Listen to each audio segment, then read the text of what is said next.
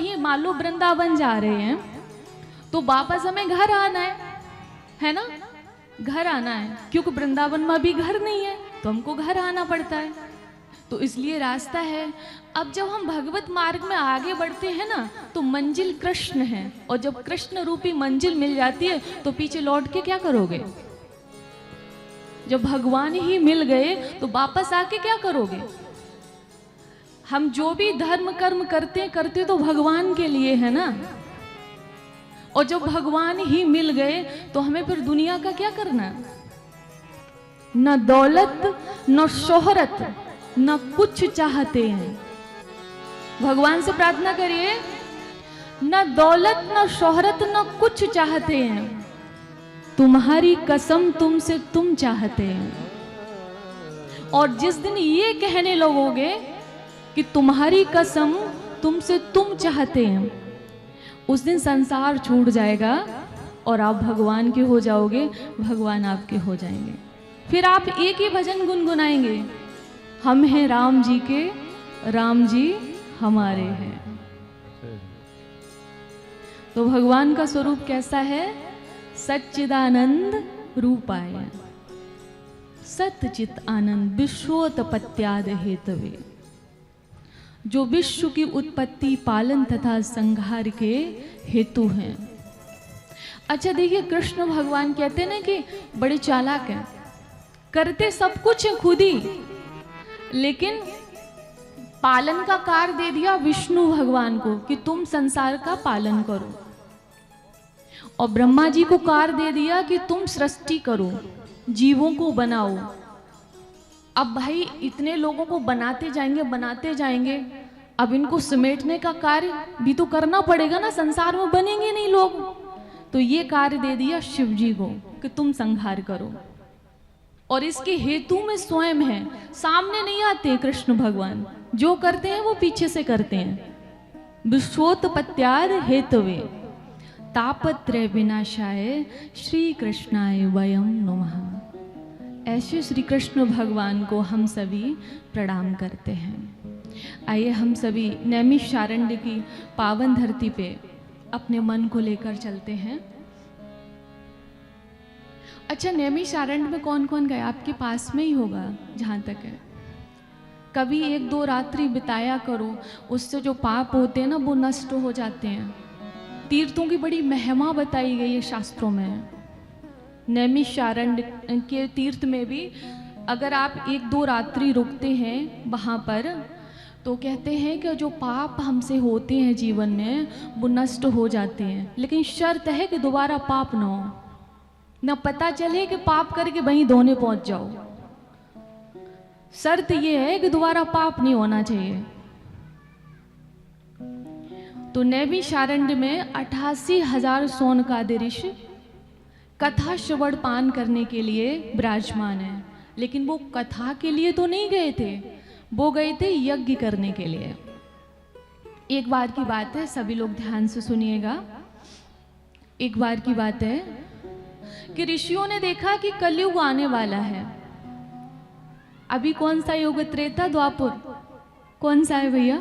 कलयुग है ना, पता है। तो कहा कि कलयुग आने वाला है और कलयुग का जो स्वभाव होगा वो लोगों में अश्रद्धा पैदा कर देगा, लोग असत्यवादी हो जाएंगे, लोग आपस में क्लेश करने लगेंगे, क्रोध करने लग जाएंगे। तो ऐसे में उद्धार का उनको कोई उपाय न सूझा, तो सोचा कि एक यज्ञ करते हैं जिससे मानवों का कल्याण होगा। जिस स्थान पे जा रहे हैं उसी स्थान पर कोई न कोई विघ्न उत्पन्न हो जाता। तो सभी ऋषि जो थे वो ब्रह्मा जी के पास गए और ब्रह्मा जी से कहा कि कोई ऐसा स्थान नहीं है संसार में, आपने सृष्टि की तो कोई ऐसा स्थान नहीं बनाया जहां पर हम यज्ञ कर सके मानव कल्याण के लिए। तो उन्होंने कहा कि एक मनो में चक्र छोड़ा और कहा कि ये जिस स्थान पर रुक जाए उसी स्थान को आप पावन मानना, पवित्र मानना और उसी स्थान पर आप यज्ञ कर सकेंगे। तो वो चक्र वहां से आया और सीधा कहाँ गिरा जाकर? बोलो, नैमिषारण्य की पावन धरती पर। इसीलिए चक्र तीर्थ भी कहते हैं नैमिषारण्य को। वहाँ पे गिरा और ऋषियों ने यज्ञ आरंभ किया। 2-3 दिन यज्ञ हुआ मानव कल्याण हेतु। तो धुएं से कुछ परेशान होने लगे ऋषिगण। उसी बीच सूत जी महाराज का आगमन हुआ। देखिए ध्यान से सुनिएगा ताकि आप लोगों को सबको समझ में आए।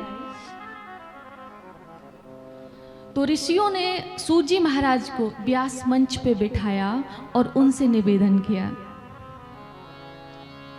अज्ञान ध्वांत विध्वंस कोटि सूर्य समप प्रभा सूतख्याय कथा सारम मम कर्ण रसायनम। कहा कि अज्ञान ध्वांत विध्वंस कोटि सूर्य समप प्रभा। कहा कि मेरे जीवन में, जबकि वो अंधकार में उनका जीवन नहीं था, लेकिन कह रहे अज्ञान ध्वांत विध्वंस, कि हमारा जीवन अंधकार से भरा हुआ है। अज्ञान रूपी अंधकार से हमारा जीवन ओतप्रोत है और आपके पास करोड़ों सूर्य के समान ज्ञान है। देखिए अब इस लाइन को छोड़ दीजिए। अज्ञान हम कैसे जाने कि हमारे जीवन में, यहां से समझिएगा। सभी लोगों को समझ में आ रहा है? हाथ उठाइएगा जरा। सबको आ रहा, मैं ही समझदार नहीं हूं। अब समझ में आया, माफ कीजिएगा। देखिए ये हमें कैसे पता चले कि हमारे जीवन में अज्ञान है? भाई ये भी तो पता होना चाहिए। कैसे पता चले?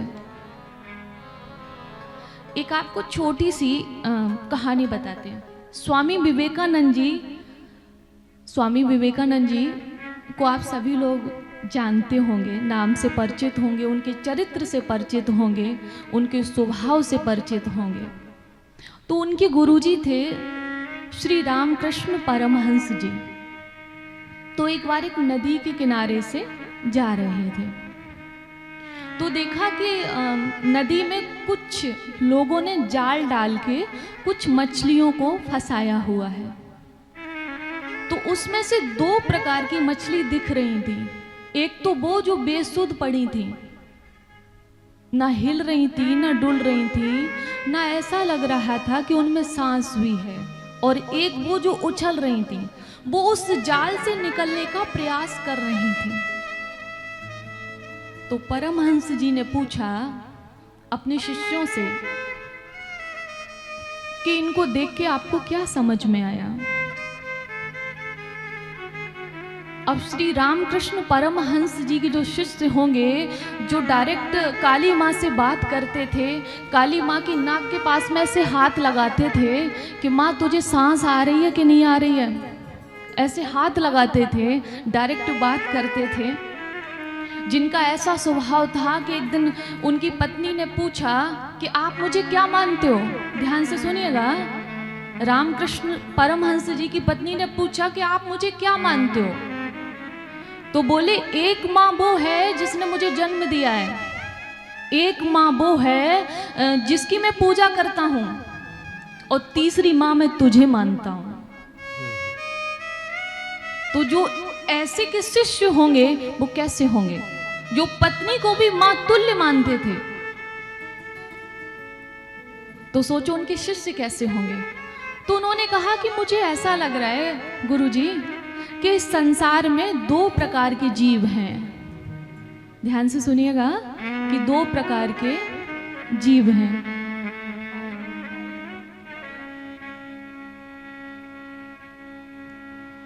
एक तो वो हैं जो बंधन को स्वीकार कर चुके हैं और अचेत पड़े हुए हैं।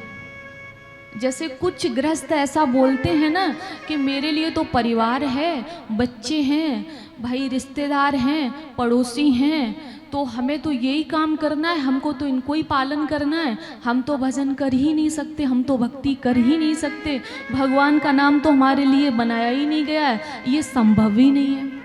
कुछ गृहस्थ ऐसे हैं। कुछ गृहस्थ ऐसे हैं कि वो बंधन में तो हैं, उनके भी परिवार है, उनके भी बच्चे हैं, ऐसा नहीं कि परिवार नहीं है, लेकिन उन्होंने 24 घंटे में टाइम बांट लिया है। 8 घंटे काम, 8 घंटे आराम, और 8 घंटे में 4 घंटे परिवार के लिए और 4 घंटे राम राम।